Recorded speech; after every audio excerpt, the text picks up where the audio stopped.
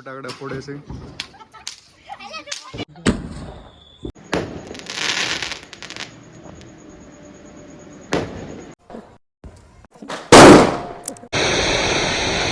ફડાઈ કે તો ફૂટ છે.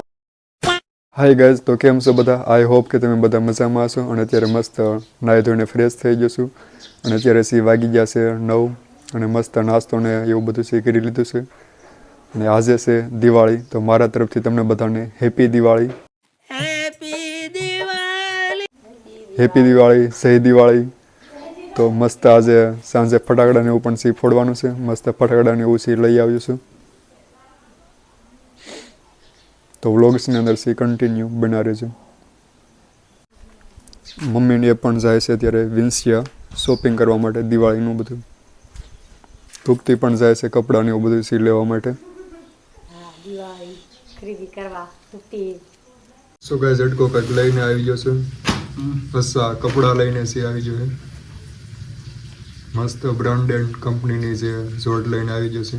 કેમ કે કાલે જે નવું વર્ષ સ્ટાર્ટ થાય છે, તો કાલે પહેરવાના હશે.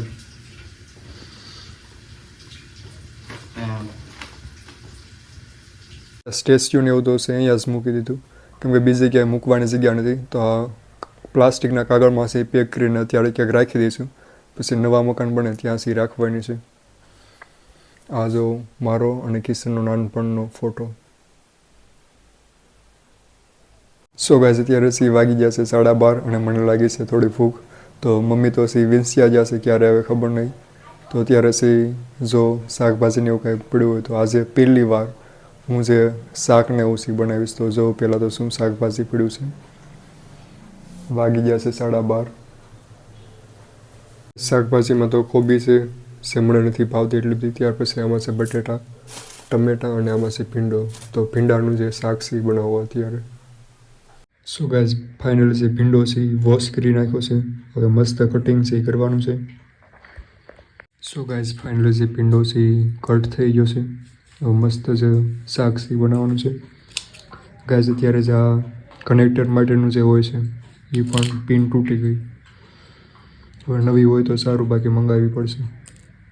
ફાઇનલી અત્યારે પહેલી વાર હું બનાવું છું ભીંડાનું શાક. આની પહેલાં જે 1-2 વાર મેગીને એવું બનાવેલું, બટ આ શાક પહેલી વાર બનાવું છું. જોઈએ કેવું બને છે. તો ચલો શરૂ કરતે હૈ. સો ગેસ ફાइनली તેલને એવું મૂકી દીધું છે તપેલામાં. फर्स्ट इसमें डालते हैं ये सब मसाला.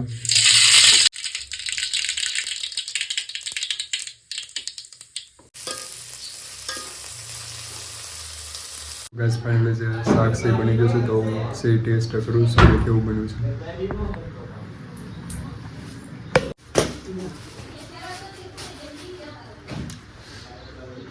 સો ગાઈસ, બહુ ટેસ્ટી બન્યું છે. સો ગાઈસ, ખમણ અને જે પાપડીને એવું પણ લાવ્યા છે મમ્મી. હાય ગાઈસ, તો અત્યારે વાગી ગયા છે 6 અને ત્યારે થોડીક મને લાગી હતી ભૂખ. તો અત્યારે સોટું પણ આવી ગયો છે અહીંયા. તો હું આવી ગયો છું પાણીપુરી ખાવા માટે. તો અત્યારે જે કોરીપુરી લઈ લીધી છે અને મસ્ત અત્યારે મસાલોને એવું ઘરે બનાવશું અને ખાશું. બીજા પણ નાના છે છોકરાઓની બધા પાણીપુરીને એવું ખાય છે. અહીંયા પૂરોને બધા પણ પાણીપુરી ખાય છે.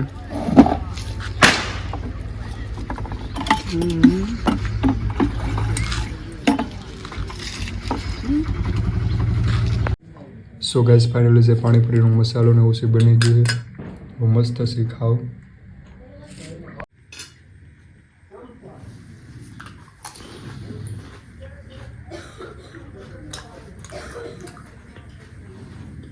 ગાઈસ, અત્યારે હવે રંગોળીને એવું બનાવવાનું છે.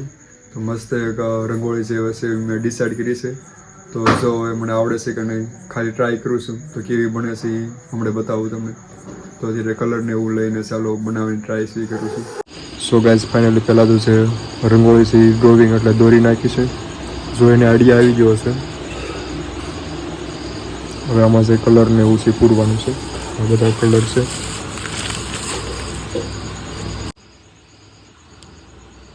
સો ગાઈસ, પહેલાં જે આ રંગોળી મેં દોરી નાખી હતી. હવે આ તૂટતી પછી એમાં કલર પૂરે છે.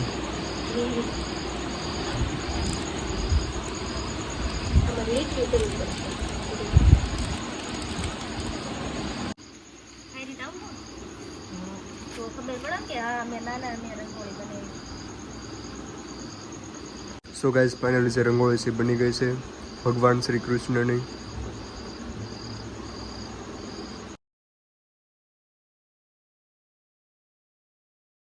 અત્યારે સી વાગી ગયા છે 8:30 અને અત્યારે સી મસ્ત જમી લીધું છે અને અત્યારે ફ્રેશ થઈ ગયો છું અને અત્યારે સી મારે જવાનું છે ફટાકડા ફોડવા માટે કેમ કે આજે છે દિવાળી. તો મારા તરફથી તમને બધાને હેપી દિવાળી. તો ચાલો થોડાક ફટાકડાને એવું સી ફોડતા આવીએ. બહાર મસ્ત કેટલા બધા જે ફટાકડાને એવું સી ફૂટે છે. ફાઇનલી અત્યારે સી હું આવી ગયો છું ફટાકડા ફોડવા માટે. ફટાકડા તો સી કાયદેસર ફૂટશે. એટલો બધો જે બહારનો અવાજ પણ આવતો છે. કેટલા બધા ફટાકડાને એવું સી ફૂટે છે. ખાસ કરીને આજના દિવસે જે પ્રદૂષણનું જ્ઞાન સી ખોટું સી ના આપતા. ફટાકડા તો સી કાયદેસર સી ફૂટવાના છે કેમ કે આજે ખુશી તો હોય જ ને કેમ કે ભગવાન શ્રી રામ હતા એમણે 14 વર્ષનો વનવાસ પૂરો કરીને આજે સી આવ્યા હતા. તો એની ખુશીમાં બધા જ હિન્દુ હોય છે ફટાકડાને એવું સી ફોડતા હોય છે અને દિવાળી સી સેલિબ્રેટ કરતા હોય છે. તો મારા તરફથી તમને બધાને હેપી દિવાળી. ઉડે તો જા બાકી બાવળિયામાં ખા. ફૂટશે ફટાક્યા તો ફૂટશે ફટાક્યા તો ફૂટશે. સો ગાઈઝ હવે આ બધા પોપ ફટાકડા ફોડે છે.